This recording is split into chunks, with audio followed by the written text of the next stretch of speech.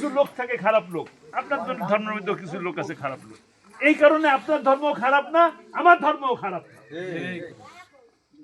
কাজেই আসুন, একটা সুন্দর বাংলাদেশ গড়ার জন্য আমার মা বোনদের হাত যেমন লাগবে কাজের জন্য, আমাদের পুরুষদের হাত যেমন কাজের জন্য লাগবে, আমার মুসলমান ভাইদের যেমন কাজের জন্য হাত লাগবে, আমার হিন্দু ভাইদের জন্য আমার একই রকম ওই শক্তি নিয়ে আমরা আগাতে পারি।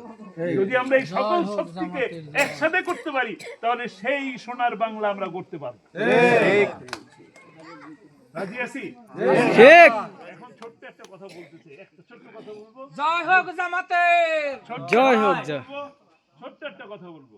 আমি বিশ্বজিৎ হত্যার বিচার চাই। আমি বিশ্বজিৎ হত্যার বিচার চাই।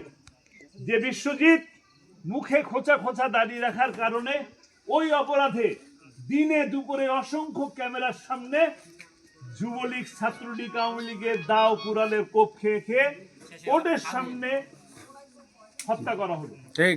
আমরা সেই হত্যার বিচার চাই।